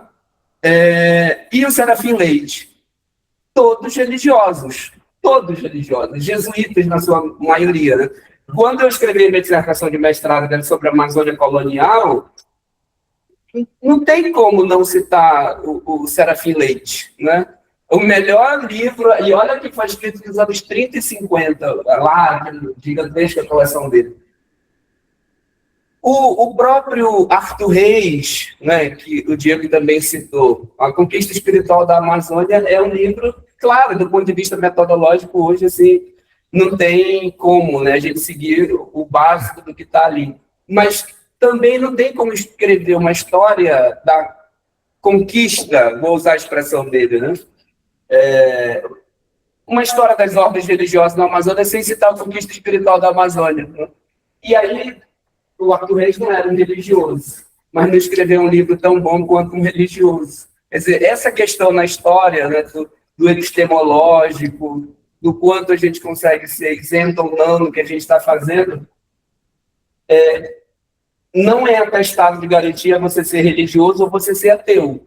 Você tem que esperar o resultado do trabalho. Né? Um livro de religião escrito por um ateu, ele não é melhor do que o escrito pelo religioso. A partida, né? Você tem que ler. Eu não posso deixar de ler o Michel de Certeau, porque ele era um padre jesuíta. Né? A princípio, eu vou ler o Michel de Certeau, e às vezes a gente ele é tão bom, né? Que a gente até esquece que ele era um padre também. Né? Então, é como se a gente fosse criticar as mulheres por escrever a história das mulheres. Né? Não faz sentido essa crítica. Né? Não há neutralidade axiológica em nada do que a gente escreve, nenhuma abordagem historiográfica. O outro ponto que eu acho interessante, que eu acho que isso tem muito a ver com o que o Diego falou no começo, né? Do GT escrever um livro que sistematiza essas discussões, que eu acho que é muito necessário. Mais cedo eu até encaminhei, né, algumas coisas para o Daniel, o pessoal do Pará, o pessoal do Amapá, estão se movimentando para isso. Eu acho muito louvável que o GT de religiosidade, né, escreva também aqui. E aí eu acredito que esse é o espaço de realmente fazer a discussão historiográfica do que já foi escrito, do que não foi escrito, como foi escrito, por que foi escrito da maneira que foi, né? Porque às vezes me incomoda também um pouco, e aqui não é nenhuma crítica a ninguém, mas às vezes me incomoda um pouco algumas discussões que parece que substitui o vazio demográfico da Amazônia pelo vazio historiográfico, né? Por exemplo... Transfere para lá, né? Uma coletânea que nem essa aqui, ela essencialmente vai ser centrada numa discussão do Sudeste, claro, né? Ela inclusive tem 30 anos já. Mas quando a gente olha para a Amazônia, tem muita coisa sendo escrita aqui também. Eu esqueci o nome do colega. Citou algumas pessoas que dos anos 60, 70, 80 vêm escrevendo sobre isso. E o Diego conhece muito bem essas pessoas, da Universidade Federal do Pará, escreveram nos anos 50 até. Né? O professor Maués, agora, os trabalhos... Maués é o cara que... Napoleão Figueiredo. Então, tem muita gente ali dos anos 70 escrevendo sobre isso. Citei o Reis, eu acho que o Hélio, o Aladene já situaram bem o Reis na historiografia, né? Feita a crítica historiográfica, é possível citar o Reis, né? Em 42, Conquista Espiritual da Amazônia é de 42, mesmo ano que o Lúcia Febre está escrevendo lá o problema da incredulidade na religião do Rabelais. Óbvio, né? Tem anos-luz de distância em termos teóricos e metodológicos do Lúcia Febre por Arthur Reis, mas não é interessante o intelectual na Amazônia também está escrevendo sobre isso? André Araújo, né? O pessoal da sociologia, tem muita coisa que eles escreveram sobre religião. Nos anos 50, André Araújo escrevia sobre a atuação da Igreja Católica.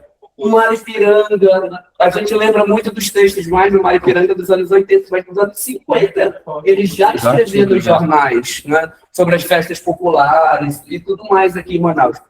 Beleza, é situar o Arthur Reis, é situar o Maripiranga, é dar o devido lugar deles no campo historiográfico, mas não fazer dessa produção um vazio historiográfico, né? Porque tem muita coisa legal e tem muita coisa que é aproveitável mesmo desses intelectuais que não são do campo ainda historiográfico, porque não estava ainda delimitado, mas que contribuíram.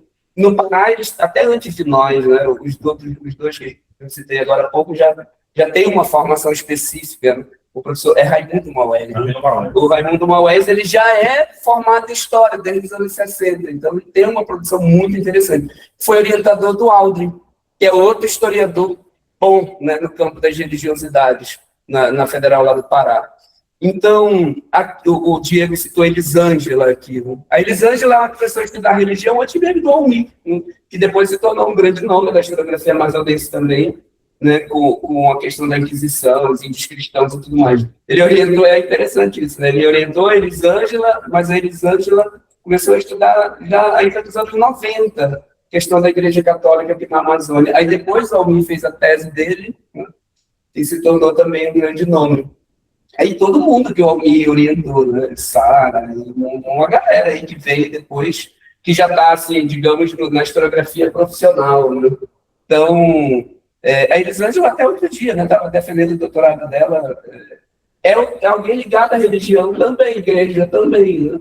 Então, eu acho que isso é uma questão a ser colocada, né, assim, até que ponto alguém ligado à igreja escreve um livro bom.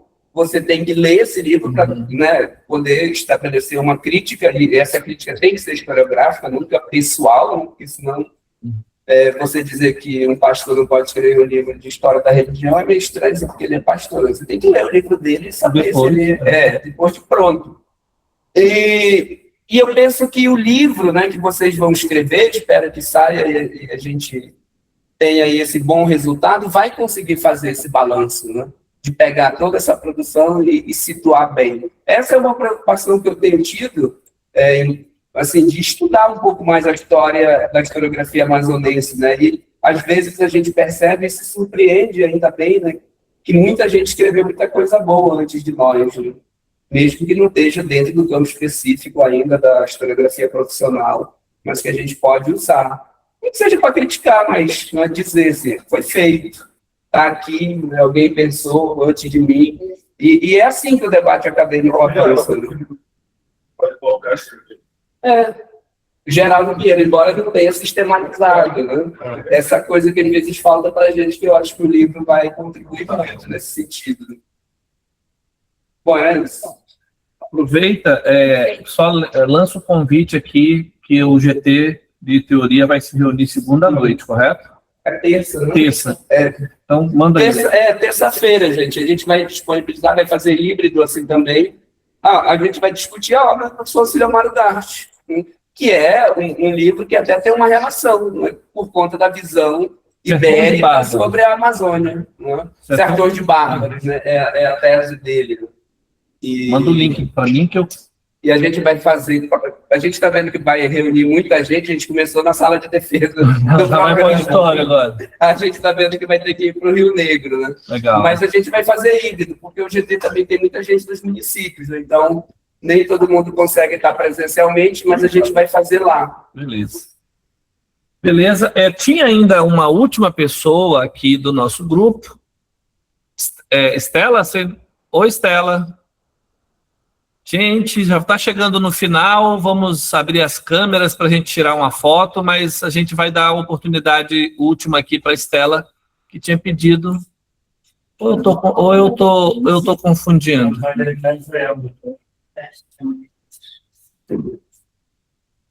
Estela? Ela tinha levantado sua mão, né?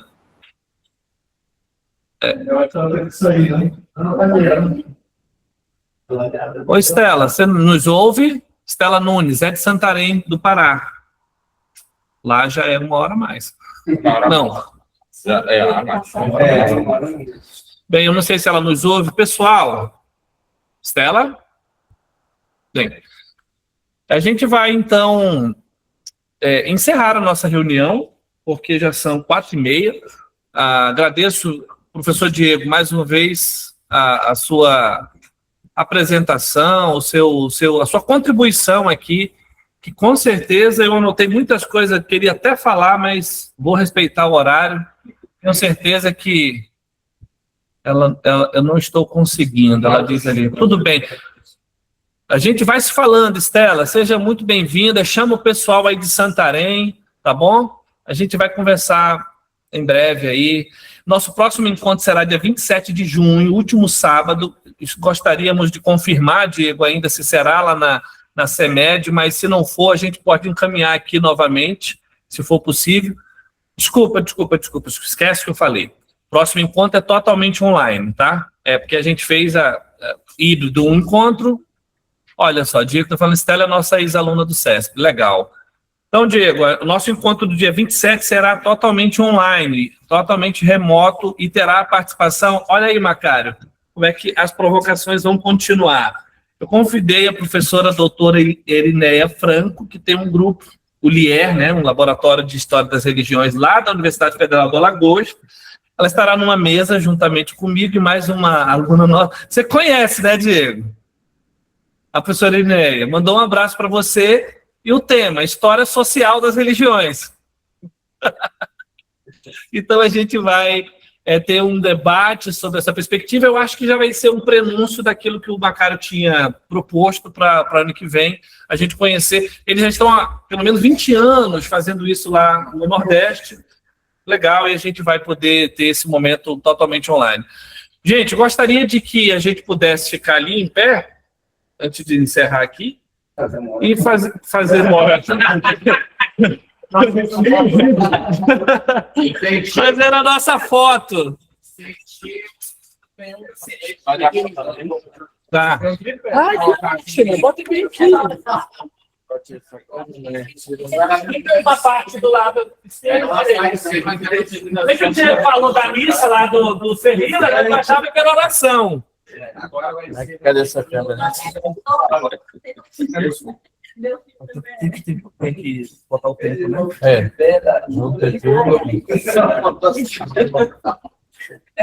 Não, normal. Tá. 10. Gente, vai ter um time aqui de 10 segundos para uma foto do GT oficial. Tá bem que o Jordano veio armado aqui. Cheguei, Ateu. Imagina que esse Duque me ama. Junta mais aí, atrás dele. Então, Mas eu pensei em ficarmos lado a lado, aqui do lado. Assim. Vai pra cá. Logo a primeira mudar com curva. Tem pouca gente. Vem pra cá, Yuri. André, não sei. Então vai pra lá. Não, mas porque senão não dá. Tem 3 pessoas, vai comigo. Equilibrado. Vamos aproveitar. Vamos colocar no setor. Enquadrou todo mundo? Porque vai comer pra cá, né? Ou pra ali, não sei. Fica aqui. Mas pede pro pessoal abrir a câmera aí, ó. Olha, alguém, por favor, abra sua câmera. 10, 9, 8, Nossa, 7 segundos. Já tá craque. 4, Ei, 3, tá 2. Próxima reunião presencial, a gente tem que fazer um cafezinho, né? Esqueceu disso. Só tomar, cara. Sai com o olho fechado. Não, vai. Gente, tchau, tchau. Tô saindo. Vou compartilhar a foto no social. Tchau, tchau, pessoal. Yuri, Andréia, Daniel, um abraço. Tchau, gente. Tchau, até mais. Até mais. Quem é? Ah, é. Léo, tchau, Léo. Leonilda, vovó linda. Tá. Cheiro. Valeu, gente. Vou encerrar a gravação aqui. Um abraço.